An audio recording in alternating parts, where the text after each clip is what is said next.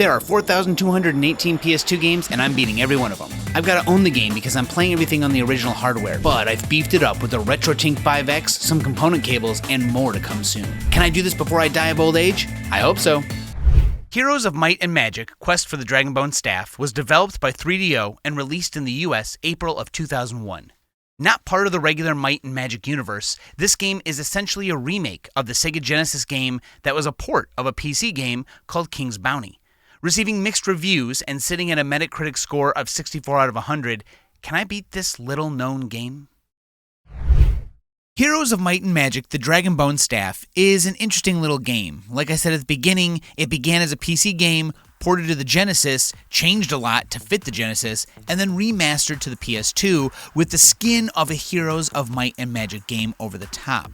And I've never played a Heroes of Might and Magic game before, so anyone who has, please let us know how different this game is from the mainline games in the comments if you could. Otherwise, let's go ahead and go over the journey real quick. The first thing we'll do when starting the game is choose a character out of 4. Now, we don't really know a lot about what these things do, but you can press R2 and it will tell you what each of the stats for each character does. Leadership increases the amount of army members you can have in your army. Commission is how much gold you get every 7 days. Gold is just your starting gold, which obviously higher is pretty good. Your magic ability is pretty much non-existent for everyone except the sorceress, and it will tell you how much spell power and how many max spells she has. It's always the same at the beginning, and the other characters have none. They will be able to get magic power later in the game, but it won't be nearly as strong as the sorceress. She is the only one who has magic available from the second you begin the game. Now, magic can be helpful, so it's not necessary to do all the time, but her gold and her commission is pretty good. Her leadership's okay, but you can gain a lot of that throughout the game. So we choose the sorceress and see if there's anything that she can do better, which honestly, I beat the game, so she must have been good enough. And then we get to an interesting little cutscene. Essentially, this old man sitting in, I think, a bar is telling you, yourself, what happened way back when you helped the king and your country, which is kind of interesting because you're the one who did it, but this is how they're framing the game. So what happened is that your king, who was trying to be benevolent, I think, was poisoned by the evil dragon Malazak, and you must both find the dragon bone staff to cure his illness and kill Malazak so that he cannot take over the country instead of the king. And that's it. So this is exactly what we must do. The king lies in his deathbed, slowly succumbing to the poison from an assassin's blade. So our whole goal is to get the Dragonbone Staff from somewhere in the world and defeat King Malazak. And depending on what kind of difficulty you choose, you have a certain number of days to do this in. Like I said before when I was talking about commission, every day counts and things happen every week. Things like gaining your commission, and dwellings repopulating, and your payment of the members of your army. And these are all really important because there really isn't that much to the game, but everything that you do is kind of important, so you gotta pay attention to how many days have passed. Now this game is very interesting. It is calculated in days, and I don't know how long a day is, but it's not very long in game time. Nothing particularly interesting happens for every day that passes, but every week that passes, you get your commission, like I said. You also have dwellings repopulate. Dwellings are the thing that you need to recruit members of your army. You'll find them scattered throughout the maps. You go up to them, and you can find creatures or people or whatever to recruit into your army. Those will randomly, every single time it is a week, will randomly repopulate a dwelling. That means you could get a dwelling repopulated that you have no use for, or it could be the best dwelling in the game, dragons. And honestly, they all have weights associated to them. The more common dwellings will get repopulated more often, and the less common ones will get repopulated less often. If you save your game and have 20 weeks go by, and then reload and have another 20 weeks go by again, the repopulation will be different every time, meaning that if you don't get good repopulation, you could potentially save and load your game and keep trying until the dwellings are in your favor. And honestly, it feels like that might be something a lot of people would want to do. This game isn't really that great, so yeah. Next, you'll also have to pay your army. Your army costs money to keep, and they don't want to be in your army if they aren't getting paid. They'll just up and fucking leave. I mean, dragons, too. I mean, they love gold, so obviously giving them gold is important. But zombies, too. If you don't pay zombies, they're out. They're going to go get brains somewhere else. And of course, also your commission from the queen, and you can increase your commission through lots of different ways, but the commission is important. You need to have a commission that will upkeep your army for you. This game is a top-down, interesting little exploration slash kind of, I don't know if it would be RTS or not RTS, but, grid-based combat. Not much like any of the other grid-based games there are. Say, for instance, my favorite game, Final Fantasy Tactics. It is nowhere near the amount of complexity as Tactics or even at Tactics Ogre. This game is some squares, you move your characters around, and they fight. There is no special things on the battlefield. There's really nothing you need to pay attention to except where your characters are and who they are attacking. It's important that you travel the world, and while you're traveling the world of 4 decent-sized maps, you will find treasure chests, dwellings, and castles while monsters roam about the areas. The most important thing you need to do is find treasures. Obviously, you need to find the Dragonbone Staff and Malazak and kill him, but the first thing you'll be doing is finding treasure. In fact, when I begin the game, I recruit 0 people to my army, and I try to not fight anyone for a couple hours. This is because you're just not strong enough. You don't have the army to do this, and there's no reason to, because you can just buy a boat for $500 a week, sail across the rivers and oceans, and find some treasures. These treasures will do a multitude of different things, such as giving you gold, giving you leadership, giving you more commission, and sometimes you'll find Dragonbone map pieces, as well as some special things like, say, it increases your magic power, it gives you a magic spell, it gives you a little bit of extra leadership, or you'll find an artifact, of which there are about 9. The artifacts are permanent and are very important. You'll want to find them. They are pretty much the only way you can win the game. A couple of them are practically useless, but the other ones aren't. Things like increasing your army's damage by 50% is huge, and you will need it as soon as possible. So I suggest anyone who starts the game to get a boat out of the place that is immediately below you, and then only sail the seas looking for treasure. Here you see this armor artifact. This is one of those that I was talking about. Out of all the buttons on the goddamn controller you press, there's one button somewhere that will get you into this menu and then switch over to your artifacts. You can then see what the artifact does, and like I said, they are very important. So you'll want to find all of these things before you even do your first fight. Now I said finding the Dragonbone Staff and killing Malazak. These are the things you need to work on. The Dragonbone Staff is hidden by Malazak himself. I don't know why he didn't just destroy it or hold on to it, but he hid it by burying it in the ground on one of these maps. Apparently, the location is random. I don't know how random it is, but it is random. When you press the square button, you will see a map.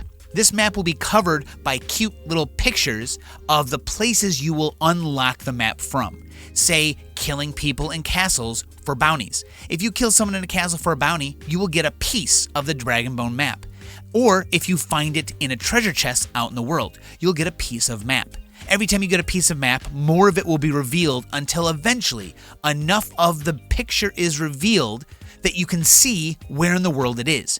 Now, the sucky thing about that is you still need to find enough of it, and then once you find enough of the map to open it up, you need to figure out where the fuck it is. It is not at all easy, and I will show you what it looks like a little bit later when I'm actually looking for the Dragonbone map, and you can see for yourself. Otherwise, you must scour the world for these map pieces, find the Dragonbone Staff, and when you do find where it's located, or at least the area it's located in, you must spend 10 days digging. Every time you want to dig, it takes 10 days in-game, which means a whole week passes, which means it's even closer to the end of your numbered days. I picked normal mode, so I have 600 days to be digging around this whole world. Now, luckily for me, I found enough of the Dragonbone map and figured out where it was so quickly that I dug one time. I don't know if everyone's going to do that, but I was able to do it, so maybe you will too. This game is not just about finding the staff. In fact, the staff is pretty easy to find, and without doing very much, you could probably locate it. However, you must also kill Malazak. But it's not just Malazak, you must kill all of the outlaws in every single bounty offered to you by each of the towns. Every map you go to, of the 4, you will walk into a small town that will have bounties. Each town will have a set of bounties. Now every time you complete them, some more will be unlocked. It will tell you on what map this bounty is for, and it will give you the name of the person the bounty is for as well, which means that you must now go to a castle and find out if they are in the castle. Once you find out whether or not they're in the castle, you gotta kill them. But you can only hold one bounty at a time. You must go kill that person first and then come back and get another one. If you go around killing people without bounties, you will not get the piece of Dragonbone map, and as far as I understand, it won't count as you killing them. I'm not sure if they come back or not. I'm not sure if you soft lock yourself out somehow doing that, or if you get some kind of bad ending. But I accepted every bounty and killed every single person, so I didn't figure that out. You get to look at a map of the area that you are in if you press some kind of button on the controller. Every button does some random little menu. So when you open this up, you can see where you've been and what the map looks like. It's very mazy. The whole idea is that it's trying to funnel you into places with treasure that's rare and valuable and helpful, but also you need to avoid monsters and find out where the beginning of each of these maze-like places are. So that's a lot of fun. Up until now, I haven't showed you a battle because I spent a good hour or so before I even had my first one, and I believe I lose it. I'm not sure here. Let's see. But here's a battle. They are very boring and very jarring. You get characters, and they come in just packs of characters. It's not just one peasant, it's 20 peasants, and they all stack on top of themselves. So 74 zombies in this one little army, which is kind of weird. You can look around the battlefield and see what your enemies have, like how many people they have in each of their little armies, their strength, all that. Nothing can really change the strength of their armies except for them having their base stats. I can also cast some combat spells, which some of them are okay, some of them are just boring. I'll talk about what I actually used near the end of the game because I didn't have to use too many, but I'll tell you about the spells in a little bit. Otherwise, here it is. Here's combat. Now, there is a way to auto-combat and to fast-track through the combat by slamming on the fucking X button when you've activated auto-combat. And let me tell you what, these battles are so boring, you're gonna want to. You're gonna want to have monsters and enemies on your side that are strong enough to fight the bad guy. That's it. You don't want to sit here and try and figure out how to fight. It's super boring. You walk up and you hit the button to attack. That is it. There's nothing else. You aren't making up some grand strategy. You're just walking to them, and if the little square cursor around them turns green, you can attack. So then you attack, and that's it. You hope that your army is for some reason more powerful than theirs, depending on whether or not there's like a strength or resistance, but other than that, you just fight. And when you fight, they lose or you lose several, up to hundreds of your army at a time. It's not just one-on-one, it's 74 on 30, and you might lose 20 while they might lose 40. You know, it's ridiculous. It's like a weird, there's no way to tell exactly what's going to happen. It's just hard to calculate what your actual attack is going to be, because every time you get hit and lose some members of that army, your attack goes down. And their attack also goes down. So you're never going to be like, oh yeah, I know this army will kill them in one hit, unless you are 100% sure. I've got 20 dragons and I've got one peasant. I'm going to win this. Otherwise, it's really hard to tell what's about to happen. Here is one of the bounties that I buy for this cute little redhead dude, Nick Nimble. And when I get it, he is in a castle in this area, and I must just go to the castle and kill him. And then I get the Dragonbone staff map piece, as well as some money, which is helpful. I clear the castle and I get it for myself. I don't know what the castles do for myself. Once I get one, I just leave it there. Apparently you can stock it with a garrison of people, but why would I want to? Does protecting that castle mean anything? I mean, honestly, if you leave the castle empty and alone, monsters will fill it and give you a free battle that you can come to at any point, and most likely win, getting you some extra money, which can be helpful in the later game. I'll explain that also when we get there. Okay, so let's take a quick look at what my Dragonbone Staff map looks like currently where I am in the game. Now, this is just a regular map of the area, but I'll open up the map here and you can see all the faces. Some of them go away because I've gotten the pieces, but I don't have enough. Malazak's head right in the middle is guarding the last place on the map where it actually is. So you're always looking for that spot, Malazak's spot. You don't have to kill him to find it, but if you reveal every other location and then figure out where it is on the map, you can then go there and just dig where Malazak's head would be. But it's kind of hard, like I said, to figure out where it actually is. If every time you look at the video I'm showing you and you think to yourself, man, that looks like the same video I saw just 5 seconds ago when he was talking about something else, that's because it fucking is. Everything you do in this game is the same everywhere. Other than battles, it all looks the same. All 4 islands look the same. There's almost no way for me to show you except for you going in and actually pushing the button to look yourself to tell the difference. It's so annoying. It's so weird. I just don't like it. And I don't know, man. This game has like nothing else to it. I literally rode a boat around looking for treasure and grabbing it. And then when I finally got enough money to buy really good armies and got to the 4th map just by finding treasure, I bought the best armies. I skipped all the other armies. It's super easy to do. And in fact, here is the strategy. Because there's something special about this game that it doesn't tell you unless you look at the controls for yourself. The triangle button, for some reason, says fly. When can you fly? The only time you can fly in this game is if all of your current armies can fly. If you have one unit, one peasant that cannot fly, you cannot fly around the map. But if you have only dragons, only vampires, only archmages, whatever enemy or whatever units can fly, if you have only those units, then you yourself can fly around the map, giving you the easiest method of travel, both ignoring enemies on the ground and finding every single treasure chest easily. So the idea was to start the game, skip every single fight, look for all the treasure until we found enough of the maps to get to the 4th island, and then when you get to the 4th island, find the dragons, find the vampires, find the archmages, and then just grab an army of them and fly around collecting everything else. That is the fastest way because you have the most time and the easiest time finding treasure. It's like a no-brainer. I don't know why the game set it up this way, but there's really no reason to be doing anything else. So I walked around looking for shit and then getting dragons and then flying around and then just going from there and trying to kill everyone. Once you do get your flying unit, collect all your treasures, and you start feeling confident enough to go back to the first map and begin clearing out the bounties, it goes very quick. The first 3 maps with like 16 dragons was cleared in about 20 minutes. The only thing that took a while was the travel time in between the castles and the bounties and the maps. Otherwise, it was very, very fast. Most of my time was spent just wandering around looking for treasure, buying the dragons, and then 20 minutes of just killing everyone.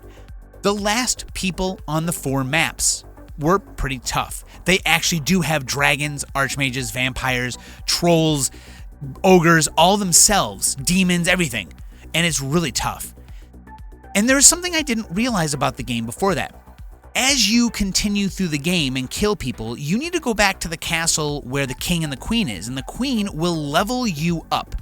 She will level you up and give you some new stuff, like whatever your character needs, like speed. My sorceress, I gained so much speed, land speed, just like walking around and flying, that it reduced all of the time playing the game by like half, because now you can fly and move around so fast. I was kind of jealous. I'm like, oh shit, I should have been doing this earlier. Like, why the fuck did I not figure this out earlier? Well, it's because the game doesn't tell you if you come back, you can get these level ups. It never says anywhere, come back here when you've beaten some dudes and I'll help you out. I mean, I don't expect it to hold my hand, but what reason do you have to come back to the castle? The only thing it offers you at first is some armies you can buy that don't seem the greatest. When you come back after you hit the 4th map and killed a lot of guys though, they offer you one of the best units in the game that can fight dragons, which are the knights, and they offer them en masse, like in the hundreds. So that's important. Also leveling up, because my sorceress gained extra spell slots and extra spell power because I came in archmage. And it's like, dude, why would you not tell me I can get this stuff? It's It's annoying because this would have helped throughout the rest of the game. The last battle in the game is by far the most absurd. See, up until this point, all of the enemies that I fought had at most maybe 10 dragons, 20 demons. The last guy, Malazak, the dragon himself, has a total of like 200 dragons. You are not going to buy 200 dragons to fight him. I will tell you what, you will not be able to buy 200 dragons unless you save scum and wait for the dragon repopulation in the dwellings for dragons to repopulate. There's like 2 or 3 dragon dwellings at the last map, and they only have like 10 to 20 dragons in them each. So, good luck. And also good luck doing that and then repopulating them and having enough money to buy them and keep them in your army. It's absurd. So, I ran around for 2 hours failing. I ran around for 200 days trying to get money, trying to get as many units as I could fight with just to fight the dragons in the last map. And my God, it was way harder. And it's the only time the game is actually hard if you just go around getting the units you need. So, I spent some time figuring out what I needed to do because I was casting, I needed to learn how to cast spells, I needed to learn how to get money to afford more units. So this is where I'll talk about spellcasting and this last fight and what I did, because up until this point, spellcasting wasn't really that important. So, let me go over that with you. You have 2 sets of spells. You have an outside of combat set of spells and an inside of combat set of spells. At first, the outside combat spells look interesting, but most of the time they are freaking useless. Some of them are things like locate villain. It'll locate someone like Malazak for you and tell you what castle he's in. The problem is that when you buy a bounty, it tells you what castle they're in anyway. And it doesn't name the castle. The castle has a name, but the castle name isn't on the map. It's not somewhere easy to see. The only way you know what the castle's name is by going to the castle. The last problem is that if you go to a castle, it tells you who's in there. So what is the point of the spell telling you where they are, and what is the point of the fucking bounty? You don't need to. It's just a waste of time to go get a bounty for it to tell you where to go. You could just go to the 5 castles on the map and look. Oh, he's not here? Okay, I'll go to the next one. Oh, he's not here? It takes seconds, man. Seconds to get over to another castle. So it's not like it's compelling gameplay. It's just like, why do I need to know where the villain is? I can just go to a castle and fight him. I don't need a bounty. I don't need a magic spell to locate them. Whatever. Then you also have a spell that will teleport you to a castle, which, I guess that might save some time. Yes, if you travel manually, it will take a lot longer for you to get to the castle, and you can save some time, which could be helpful. However, it just seems like a waste to buy or have those spells in the first place. Just get better spells. Otherwise, the spells are just useless outside of combat, man. The one spell that was actually helpful is the time stop spell. The time stop spell will stop all time progressing on the map you're on during combat and outside of combat. The second you leave the map, it's over. The stronger your spell power, the more days you have of no time going by. It still calculates days, time in days, so that you know how long you have until time stop ends. But, at the end of the game, I could get 225 in-game days of no time passing. I had 600 days total. So that's a third of the days it took me to get to the point in the game where I'm at, to the end of the game. And it's crazy that I can stop time for 200 days. The problem is that once you kill all the enemies, and once you've taken all the enemies out of, or all the monsters out of the dwellings, time is stopped. So you're getting no commission, you're getting none of the dwellings are repopulating, no enemies will repopulate. So it's cool, but it is pretty useless once you've cleared the map.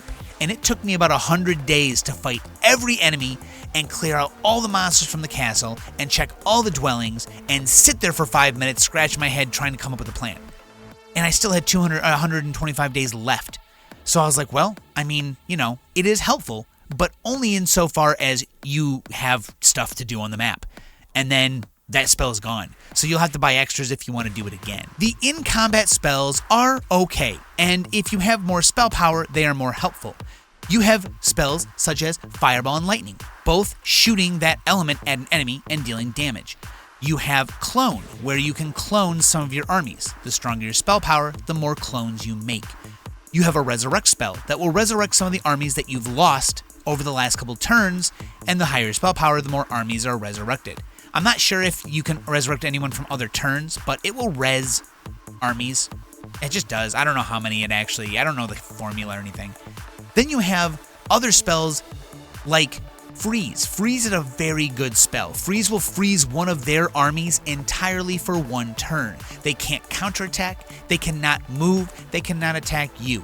That's probably the most helpful one in my opinion if you want to take one of their armies out of the battle immediately.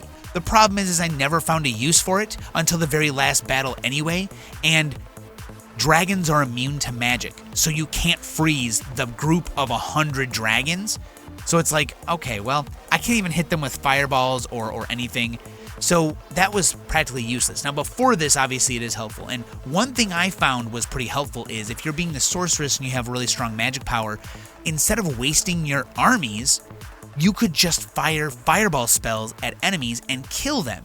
And on the last map is the only map that actually has anyone of note who can survive a fireball spell. Map 3 and before, everyone you shoot a fireball at will die immediately. You'll kill every single army. So it's a good way to save time and also just save your armies from losing any extra dudes. So magic in some cases can be helpful, but it seems fringe, honestly. The units you get are way better, and with dragons, the most powerful unit, the one that you most fear, being immune to magic, kind of sucks. So during my last battle, I used Freeze to freeze some of their vampires and demons so that the rest of my teammates could actually get in and fight. And I actually went through the game one time the last 200 days. I went through it once, trying to get dragons, trying to get units, trying to whittle down Malazak's army. Because at least the nice thing about his army is if you go to his castle and fight his army, anyone you kill will stay dead for the next time you come back. See, when you die in battle, you don't actually lose the game. You go back to the castle, the queen says she's disappointed in you, and gives you a couple peasants to take with you. You keep all your money, you keep all your stuff, you just need to go back and fight again. And they'll have less armies to fight. So you can slowly whittle them down, which is nice, because otherwise you would not be able to win that shit. I don't know how you'd win. I really don't. And that's what happened. I went over and over trying to test out little strategies. Can I use magic on this? Should I use these units? What units are good against what unit? Well, it turns out the best thing I could do for the last battle is to buy a surplus of knights, archers, and archmages, and buy as many dragons as I could. You see, during battle, you want some armies who will take damage for you.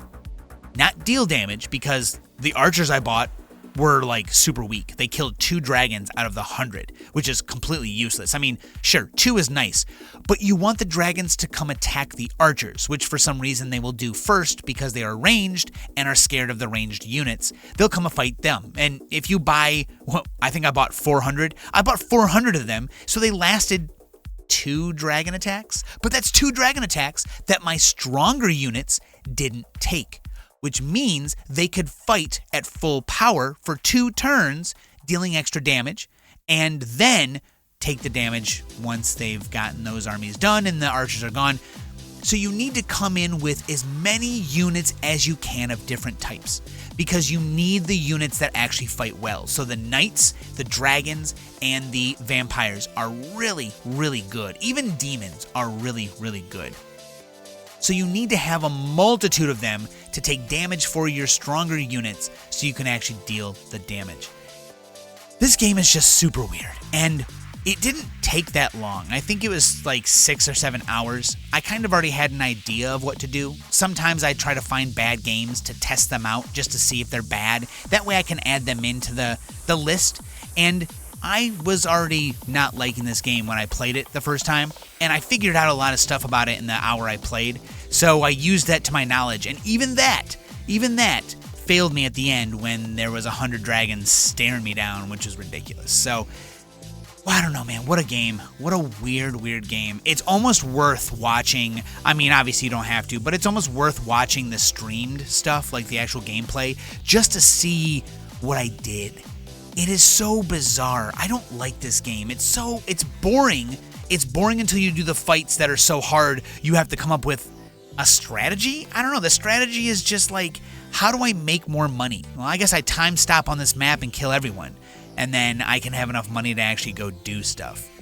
Also, like the dwellings. I went through the whole 200 last days of my gameplay and found that I didn't have enough to kill Malazak, and I had to reload my save and try it again, and then it actually populated the dragon dwelling one more time, which surprisingly enough was what helped me win. I was able to buy another 10 dragons, and that was enough. Like, I had like 13 dragons left at the end, and so that 10 really did help.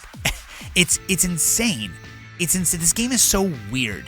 And there's little caveats to it, like the flying, only having flying units. It doesn't tell you that. It just says press triangle to fly. And when you press triangle to fly and nothing happens, you're like, okay, so what do I do? Well, you gotta only have flying units. Too bad they don't tell you that. I'm sure they tell you somewhere. I don't know, man. I never found that place. You know what one of the caveats was that I hated? If you somehow gain more armies than your leadership allows you to, armies will go mad. Your armies will go mad and attack everyone. Now, if they are the last one standing, you win and you get to keep them. But they'll attack your own guys. So if, let's say, I bought a bunch of ghosts, which are the worst unit, in my opinion, for you to have go mad, because a ghost killing anyone will turn them into ghosts and add to that army. It will compound exponentially. It's terrible. And if they go mad, they'll kill your army, they'll kill their army, and they'll have like 5 million ghosts. Honestly, it's not a bad idea if the ghosts are really strong to let them go mad and see how many souls they can rack up and how many ghosts they can stack, but it's like, it's a crapshoot. Like, how the hell do you actually set that crap up, man? I don't know. This game is something else. I don't recommend playing this game, but if you want to try a weird-ass little game out, here's the game to try. In the end, I finally triumph over Malazak after finding the Dragonbone staff and killing him with the bounty. It says I had to kill him with the bounty. And then we win. We save the king. We save everyone from Malazak. We use the Dragonbone staff to kill Malazak and save the king. And when we do, the guy in the tavern who was telling us our own story suddenly completely changes demeanor and says, but you know that you were successful, so everyone's happy with you, and that's it. I'm like, oh, cool. I guess we just watch this weird little cutscene at the end where I already saw what happened. I don't know why they have this cutscene. It's such a weird little cutscene, but that's it. Heroes of Might and Magic is over. Thank you, everyone, for watching this weird little video. Game 125 Beaten. It is not one I recommend. This game gets a D.